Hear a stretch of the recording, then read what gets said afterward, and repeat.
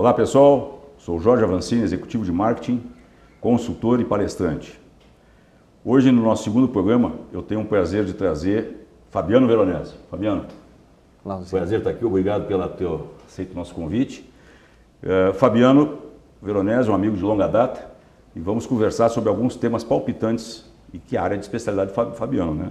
Licenciamento de marca, vamos falar sobre franquia, operação de loja, marca própria e material esportivo, né, do material esportivo, porque hoje está numa moda que os clubes devem ter a sua própria marca, produzirem seus próprios uniformes. Vamos ver a opinião do Veronese, que já tem mais de 20 anos no mercado.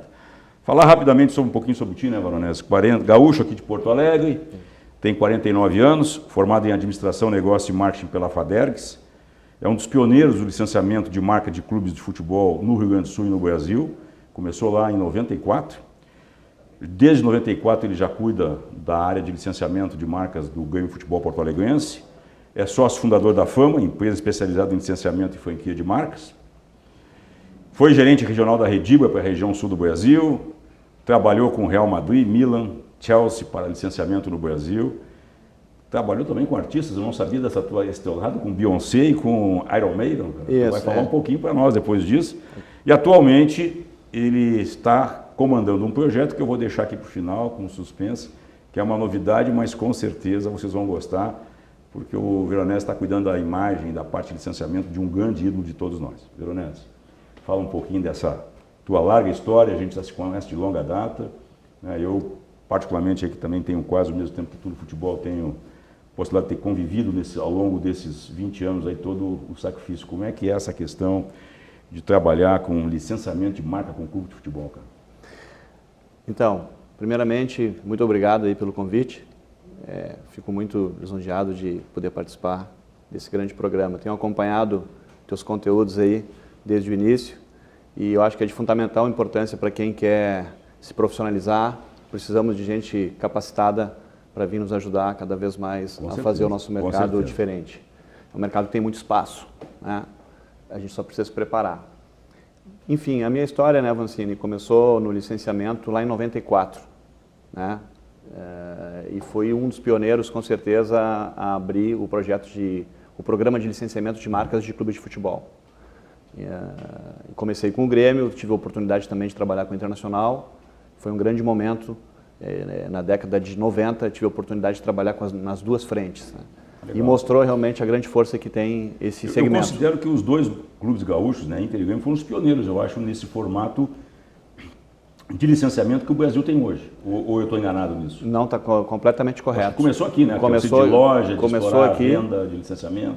Começou aqui e sem dúvida, referência nacional. E até para quem vem de fora, muitas vezes quer entender qual é o ambiente que nós temos aqui, essa função dessa rivalidade toda que nós vivemos, que potencializa comercialmente a venda de produtos. Sem dúvida.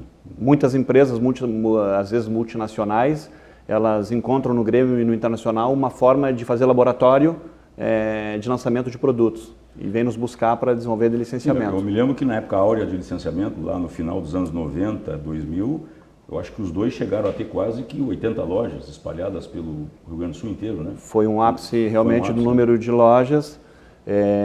Aí houve um entendimento, uma iniciativa por parte do clube de terceirizar essa gestão, né? Uhum. E a gente nota que, por um motivo ou outro, acabou não mantendo aquele mesmo gás do potencial de abrir as lojas, por talvez algum erro na gestão dessas empresas que foram contratadas, acabou dando uma encolhida de novo, mas está voltando de novo com toda a força. E nesse teu período todo, Fabiano, como é que tu avalia esse processo de licenciamento de marca, né? Eu acho que nós vivemos agora uma realidade pós-Copa do Mundo, pós-Olimpíada, que passou essa euforia que todos no Brasil acreditavam que, né, ia gerar muitos negócios e acabou não gerando, gerou conta, né? Pagar aí as obras, os estádios que estão parados e tal. E claro, com a recessão que o Brasil vem vivendo, isso acaba impactando nos clubes. Como é que tu sente isso hoje? Que caminho tem que se tomar? Também depois a gente vai falar um pouquinho sobre essa questão das lojas, né? Vamos falar sobre essa, eu não sei se seria um modismo ou vem para ficar a questão da marca própria, que também afeta no licenciamento, né? Afeta diretamente, né? A gente está falando do mercado de licenciamento, do mercado mais ou menos de 18 bilhões de reais de venda no varejo. Nossa, Isso a gente está falando de 600 marcas que concorrem nesse nicho.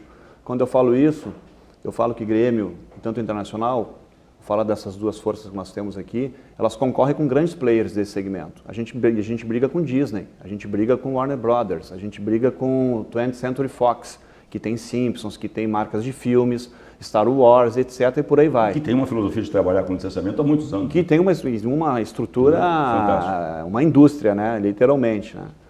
E como eu tive a oportunidade, na época que eu representei aqui o Milan e o Chelsea, durante 2 ou 3 anos aproximadamente, a visão deles e a cultura é bem diferente da nossa. Né? O departamento de marketing desses clubes tem perto de 50 pessoas. Então, eles têm uma visão profissionalizada de alto nível. Eles têm um cara especialista de retail, de varejo, tem um cara especialista de rede social, eles têm um cara especialista de desenvolvimento de produto, eles têm um designer de produto dentro do clube. E isso guinda eles a um outro nível. E como é que tu compara o nível deles, já que tu convivesse com o Real Madrid, com o Milan, com o Chelsea, em relação aos clubes brasileiros? Porque eu que já estive lá do outro lado, né? Fui dirigente do clube, fui executivo, o grande problema é a continuidade, né? Cada vez que troca uma gestão. Eu imagino que para ti, como um parceiro do clube, são projetos que às vezes dependem de tempo para maturar, né? Como é que tu consegue trabalhar e como é que eles lá na Europa gerenciam? Porque também, embora lá alguns clubes têm donos, né? Mas enfim, também tem situações de troca de gestão, de diretoria. Como é que é a grande diferença? A nossa peculiaridade aqui, pela experiência que eu tenho nesses anos todos, me mostra que essa volatilidade de comandos, ela atinge muitas vezes um planejamento bem desenhado que vem de uma transição para outra. Muitas vezes o que vem para assumir naquele momento, ele também tem uma ideia boa. Então acaba que muitas vezes ele aplica aquela ideia para dar sequência e tal. Então por isso, no nosso ambiente aqui, vamos dizer assim que é meio tradicional, vou usar esse termo, dar essas paradas e retomar. Mas isso é ruim para a organização, para o clube, ou ruim para os fornecedores, né? Sem dúvida, altera todo o processo, toda a cadeia sofre com isso, né? Lá não, lá eles têm um programa flat, mude ou não mude a gestão de conselho, de presidência, etc. O programa deles tem que atingir as metas que eles desenharam e que foi aprovada dentro do Mas se não fosse essa instabilidade nossa, né, em função dos clubes brasileiros das eleições, tu diria que nós estamos muito atrasados na parte técnica, na parte profissional em relação a eles? Sem dúvida, muito atrasado. O que te chamou mais atenção lá? Eu acho que é justamente esse processo de muitas vezes você ter que mudar de rota um planejamento e ter que começar novamente. Todo o processo que tu já transitou, tu está na estrada, no meio da viagem e de repente tu volta o carro lá no início para retomar tudo de novo. E isso repetidas vezes ao longo de décadas, porque vai trocando as gestões. E se perde muito dinheiro. Né? E se perde. Ou se deixa de ganhar, né? Que loucura. Marca própria ou material esportivo? Veronese, presidente de um clube aqui no Brasil, de um clube médio ou grande, né? E agora esse modismo aí que começou lá no Norte e Nordeste, Paysandu, com o Remo, depois Fortaleza, aqui no Sul, Caxias, Juventude, e agora eu considero o grande teste desse modelo, embora eu tenha sempre defendido nos clubes que eu passei, tanto no Bahia quanto no Inter, adotar esse modelo. Né?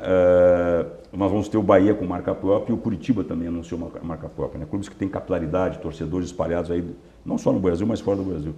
Como é que tu vê esse momento aí e o que tu diria para os dirigentes de clube, enfim, os executivos de clube que estão nos olhando e que está aí essa moda aí de indo para a marca própria?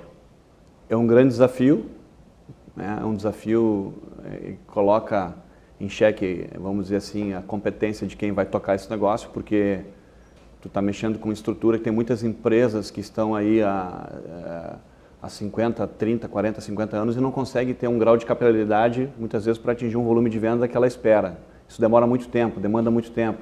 A força da marca ela é importantíssima nesse processo de capilaridade. Então esse é o grande desafio, é tu fazer compensar de não ter uma marca de peso que vai te dar a resposta no momento da venda, que teu representante chega no varejo para vender o produto e tu vai vender, que marca é essa? A minha marca é a LL. Mas eu nunca ouvi falar na marca LL. Não, mas essa é a nova marca do clube tal. Vamos usar como exemplo o Curitiba, por exemplo. Uhum. É diferente desse Curitiba chegar lá com uma marca da Adidas, por exemplo, uma marca da Nike. O peso e a facilidade de venda nesse processo, nesse ambiente, ela reduz sensivelmente a facilidade para ele. Porém, tem o outro lado da moeda, que a margem de ganho do clube pode aumentar nesse lançamento da marca própria. quer dizer, o share dele de participação, de ganho, da lucratividade dele pode aumentar sensivelmente. Aí eu pulo do gato, mas ele tem que fazer com pessoas competentes. Tem que criar uma rede preparada para fazer esse projeto. Perfeito, mas eu também eu concordo com isso, sempre defendi isso, mas na realidade não tem um processo aí de, talvez, de uma transição do que você sair de uma marca tradicional, de uma marca já consolidada no mercado e você dar um salto para um novo modelo, considerando que eu vou ter 2 anos na minha gestão pela frente, eu consigo, talvez nesse período, passar isso para o torcedor, passar isso para os nossos consumidores dos clubes, né? Enfim, os fãs. Porque tem muito risco, né? Na minha opinião, o risco altíssimo e na minha opinião não consegue fazer em 2 anos. Não consegue criar um programa de desenvolvimento de marca em 2 anos.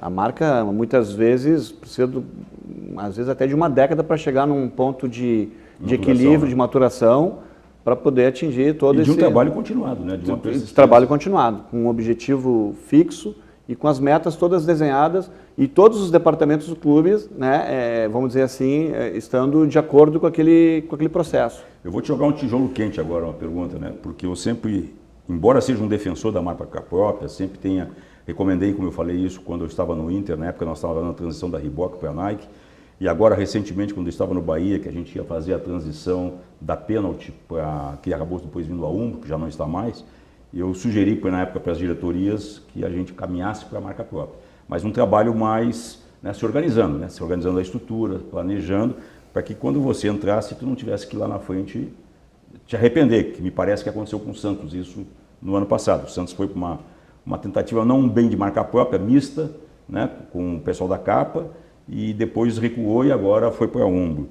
O tijolo quente que eu sempre digo é o seguinte, né, Veronese, se isso é tão bom, por que os clubes da Europa, principalmente tu que trabalhou com grandes marcas, não adotaram marca própria, o caso do Chelsea, do Milan ou até mesmo do Real Madrid?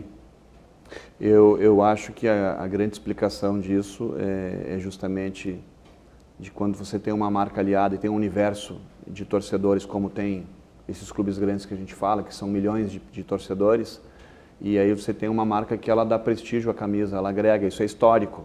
A gente não tem, muito pouco na história, os clubes se lançando solo no projeto de lançamento de fardamentos, sem marca de fornecedor de material esportivo. Isso é tradicional aqui. Então, ao longo da história, sempre houve fornecedores de material esportivo. Então, quando o cara vai comprar uma camisa, o cara que curte muito, ele vai lá comprar uma camisa do Inter, por exemplo, ele curte também que é a Nike que fornece. Lá no Grêmio ele curte que é a Umbro, ele gosta daquilo. Né? Tem uma história, tem todo por trás todo um ambiente que coloca eles num outro patamar. E para o clube atingir isso, ele vai ter que se organizar nesse sentido, entendeu? Isso eu acho precisa de tempo e continuidade. Precisa de tempo e continuidade e investimento, precisa ter budget. O clube de futebol ele precisa destinar budget para o departamento de marketing. Exatamente. No Brasil, lamentavelmente, os clubes, né, o pessoal trabalha com o conceito de caixa único, né? O dinheiro entra todo. Né? Você ainda não tem, são poucos talvez, eu acho que pouquíssimos clubes devem ter orçamento por áreas, né? E as áreas não menos favorecidas, como eu digo, que é o caso do futebol, ele absorve a verba toda, né?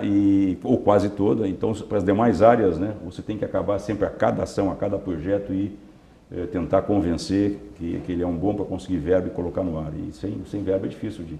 A gente consegue fazer milagre aqui no Brasil, mas também chega muito que acaba. Né? Quer ver um comparativo rápido, só para a gente entender esse negócio de marca própria? Lembra que anos atrás o Carrefour, essas grandes redes de supermercados, Zafari, foi um modismo, né? Foi um grande modismo, hoje a gente não vê mais. Não tem mais. Por que não vê mais? E tem a essência e aí explica isso. É mais ou menos similar com o que a gente está falando. Legal. Mas eu queria ver contigo, né, pedir para o pessoal da produção largar um material que tu me mandou e depois eu quero saber dessa novidade aí. Com esse cara, pelo menos ele é meu ídolo, né? Roda aí, pessoal.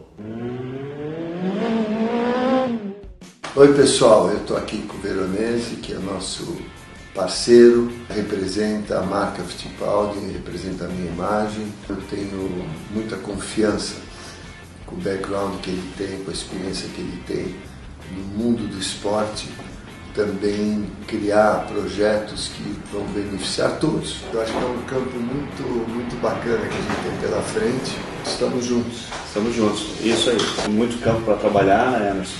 E eu fico muito feliz, muito contente e mantenho o meu entusiasmo em alta e espero trazer excelentes resultados para que a gente possa brindar em muito breve muitos contratos que estão por vir aí. Se Deus quiser, vamos estar juntos aí. Um grande abraço, obrigado.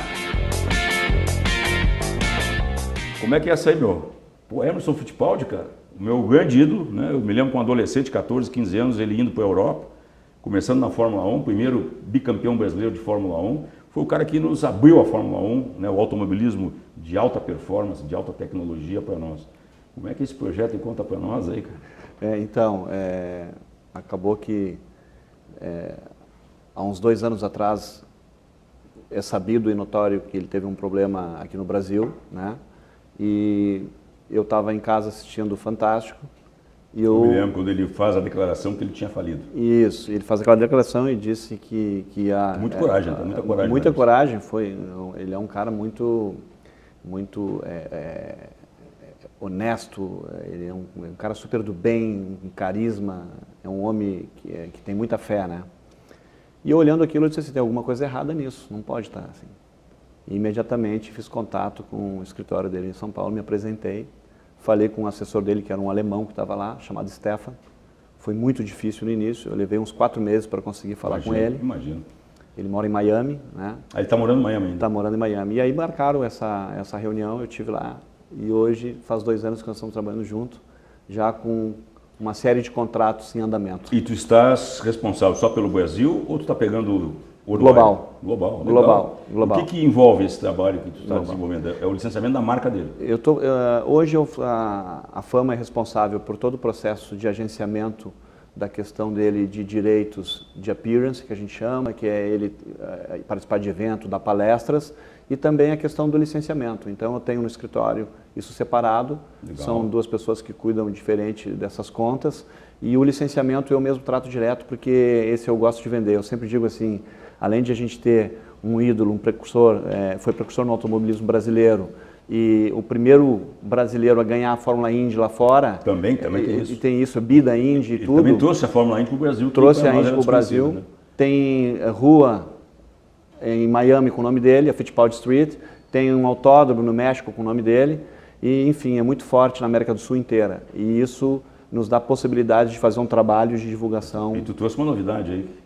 Está ali do teu lado ali? Mostra aí para o nosso pessoal. Então, esse é um dos nossos licenciados, né? A Taurus, um grande parceiro, que é proprietário da marca San Marino, que é líder na venda de capacetes para motociclistas, e a gente resolveu lançar essa peça alusiva à época legal, do bacana. Emerson, tem um conceito meio vintage, então eu faço questão de trazer isso, te entregar. Muito obrigado. Né? Aqui autografado pelo Emerson, né?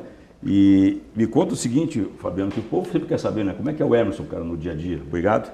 Vai para a minha galeria de troféus lá. Por favor, é uma honra. Quem sabe um dia eu sorteio para a turma aqui, né? Mas esse eu falo, a Taurus com certeza vai nos mandar uma unidade para isso. Uma unidade para a gente sortear, isso. Legal. Essa fica para ti. Tu estava me contando nos bastidores aqui um pouco, né, da determinação, porque o Emerson, ele sempre foi um precursor, né? Ele foi o primeiro aí para a Fórmula 1, abriu o mercado, aí vários brasileiros foram, né? Piquet, né? Rubinho, Ayrton e todos os outros. Ele foi para a Fórmula Indy. Foi o primeiro cara que, junto com o irmão, o Wilsinho, né, a montar uma equipe brasileira com o Copersucar. Foi uma loucura para a época. Foi uma loucura, com um apoio, acho que da Embraer na época. Isso. Né? E é um cara, como tu falaste, teve altos e baixos, teve aquela coragem há 2 anos atrás de ir para a televisão falar de uma situação financeira, quando todo mundo achava que ele estava nadando em dinheiro, né? E ele, naquele seu jeito humilde, eu não conheço ele pessoalmente, mas me dá aquela sensação de ser um cara extremamente humilde. Uhum. E como é que é com ele? Né? Eu estava falando aí dos netos que estão correndo, do filho mais novo que está correndo. Fala um pouco, que a turma quer saber os bastidores também. Como é que é conviver com o Emerson, cara? Então, conviver com o Emerson primeiro que é um privilégio, né? Uma honra para mim. E eu sempre fui muito admirador dele, do carisma dele. Ele é um cara que tem um carisma natural, né? E tudo que tu pede para ele fazer, para gravar, de improviso, ele está sempre pronto. Um cara trabalhador, é um trabalhador. A hora que chama ele pega o avião, vem para o Brasil trabalhar, vai para o México, vai para a Argentina, qualquer lugar do mundo. Está sempre disponível. E então isso facilita muito o meu trabalho, né? Porque, Avancini, tu é da área de marketing. E o que eu vou te falar aqui é uma sacada que poucas empresas enxergam. O Fittipaldi é uma marca que fala. Ele está aqui vivo para contar a história. Exatamente. E com muita história para contar. E com muita história para contar. Então, posso falar para ti aqui em primeira mão, a gente tem um projeto com a Kia agora, ele vai lançar o carro da Kia, né? Isso no Salão do Automóvel em São Paulo? Ele lançou já no Super Bowl, que foi a maior audiência do esporte mundial, é do Super Bowl, ele pilotou o Stinger lá. Né? E esse carro está vindo para o Brasil agora? E vai ser lançado pelo Brasil, pela Kia Brasil. E ele né? é o cara desse projeto. E me diz uma coisa, Veronese, a gente que mexe também com futebol, e também tu mexeu com artistas, né? A grande dificuldade que eu tinha no futebol era fazer que os jogadores, as grandes estrelas do clube, usassem os equipamentos, os materiais, né, os produtos licenciados. Como é que é com o Emerson, cara? Então, ele tem consciência da importância? Tem consciência, é super proativo nisso. Ele usa muito as redes sociais dele, que é super qualificada. Tu vê, ele tem seguidores em todas as esferas, tanto desde político, grandes narradores da TV brasileira, ex-pilotos, todo mundo segue o cara. O cara é um ídolo. É um ídolo. Então isso facilita muito o meu trabalho. Eu só estou fazendo uma coisa que talvez ninguém tinha percebido ainda, que é justamente fazer um planejamento da marca para colocar à disposição das empresas. Com muita história.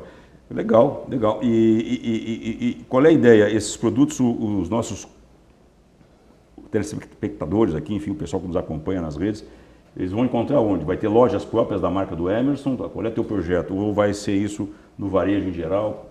Esse programa é um programa de licenciamento tradicional. A gente faz o licenciamento com a San Marino distribui com a máquina e equipe de vendas, porque já tem todos os pontos no Brasil. A gente tem um projeto agora que acabou de ser assinado, que é na linha de Car Care, que vai ser feito pelo Grupo Martins, lá de Uberlândia, que tem o maior banco de dados de pontos de vendas do Brasil, são mais de 300 mil pontos. Então, é aquela história básica que no licenciamento a gente precisa procurar, Vancini, que tu conhece bem. Capilaridade, capacidade de entrar no ponto de venda e de colocar o produto no ponto de venda. Que é básico, está naquela página lá do livro lá do Philip Kotler, os 4 P's do marketing que é obrigado a respeitar. E aquilo ali é uma lei. Tu sabe que nessa até porque nós estamos chegando no final do programa, teríamos aqui assunto para mais tempo, e eu quero que ainda uma deixinha para tu falar um pouco de Beyoncé e Iron Maiden, como é que foi. Mas sabe que nós, uma época no Inter, tu acompanhou, a gente licenciou muito a parte de alimentos. Né? Nós tínhamos erva mate, ração para cachorro, tínhamos queijo ralado, salgadinhos. Lá na Bahia eu fiz salgadinho. E a grande dificuldade, apesar de ter, principalmente, eu sempre trago o exemplo da ração para cachorro, que fazia parte de um programa que era o Pet Colorado, né? Que a gente tinha de levar o teu mascote para dentro do clube. O fabricante, infelizmente, apesar de toda a qualidade da embalagem, de todo o material desenvolvido, ele não conseguiu penetrar nas grandes redes. E aí o produto acabou tendo dificuldade de não rodando. É como tu falasse ali no início do nosso programa, né? Às vezes as pessoas acham, né, Veronese, que basta eu ter a marca forte para me licenciar de um grande clube e que os meus problemas acabaram e eu vou ficar rico. Não só o fabricante de material, mas também os lojistas, né? Que vai lá conseguir uma concessão de licença de franquia da loja e acha que vai ficar bilionário, vai ficar rico vendendo marca. E não é bem assim. Né? Não é bem assim. Eu vou citar até o nome dessa empresa porque eu acho que merece. Nós temos um grande case aqui no sul do Brasil, que é a Grandene. Ela tem um portfólio de quase 30 marcas licenciadas. Só que é o seguinte, ela tem a fórmula e faz o beabá todo que tem que ser feito com relação ao processo, desde o processo fabril até o momento de chegar no ponto de distribuição do produto.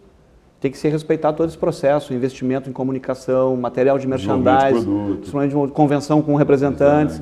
Mobilizar a força de venda. O trabalho é igual, né? Só que agora tu tem uma dose de, vamos dizer assim, mais potente, que é o valor da marca, que vai empurrar mais o produto. Mas tem que ter o trabalho todo na estrutura de vendas da empresa. Legal. Para finalizar, meu amigo, como é que é trabalhar com grandes estrelas do rock na área de licenciamento? Como é que foi essa experiência? Então, para mim, muito sinceramente, foi bom, foi uma experiência diferente, lidar com uma empresa internacional como a Global Merchandise de Londres, porém frustrante porque eles trabalham num volume de valor absurdo e que é inviável para o Brasil. Né? Então, sala de Beyoncé, por exemplo, fazer uma linha de caderno da Beyoncé, os caras falam de $1 milhão de garantia mínima. Isso para o Brasil é impraticável. Ainda é impraticável. Então foi uma experiência que a gente teve, eu consegui fazer alguns licenciamentos, poucos, né? Na área de caderno mesmo, a gente fez com a Credeal, né? A linha de Beyoncé, Iron Maiden, né? Mas ele acaba entrando no universo de concorre com outras 600 marcas que estão no mercado. Aí é difícil. Entendeu? Então acaba caindo até naquela disputa de mercado. Diferente do esporte, né, como o caso do Emerson, ou mesmo os grandes astros do futebol nosso, você acaba tendo um público maior, né? Enquanto que um cantor, ele acaba tendo o seu público-alvo, talvez não seja tão abrangente. Claro, você tem Michael Jackson, Madonna, aí são exceções que pegam um espectro de público maior. Mas eu acho que essa é uma dificuldade também, você pegar uma Beyoncé ou mesmo um Iron Maiden, né, que talvez tenha um público mais restrito e não vai rodar lá no ponto de venda, que é o termo do pessoal de venda, né? Não rodou na prateleira. Né? Exatamente. Não rodou porque, de repente, não deu giro. A turma da Mônica roda mais, né? Vende mais. Né? É uma tradicional, tem um trabalho, tem um escopo tradicional, tem um trabalho muito profissional. Lá no Maurício de Souza eu conheço bem a estrutura deles e eles, inclusive, têm um braço de ajudar a empresa que não sabe como vender os produtos. Tem muita empresa que tem equipamentos de ponta, produtos legais, tem produtos qualidade, legais, mas não sabe vender. Não sabe vender. Aí eles ajudam. Legal. Pessoal, infelizmente chegou ao fim, né? Contamos hoje aqui com a presença de Fabiano Veronese. Fabiano, mais uma vez, muito obrigado por ter aceito o convite, né, no nosso segundo programa. Fabiano, como eu falei, já atua na área de licenciamento de marcas esportivas há mais de 20 anos, parceiro aqui, amigo. E se você gostou do programa, curte aqui, né? Passe isso para os seus amigos também, dê seus likes. Fabiano, vamos fazer um brinde. Vamos lá. Né? Muito obrigado. Melhore, que essa área de licenciamento cada vez mais cresça e que a gente possa voltar logo a conversar com novidades. E da mesma forma, te desejo sucesso no programa. Está muito bom, tenho acompanhado. Para mim também é um aprendizado. Legal, vamos lá. Um abraço. Um abraço.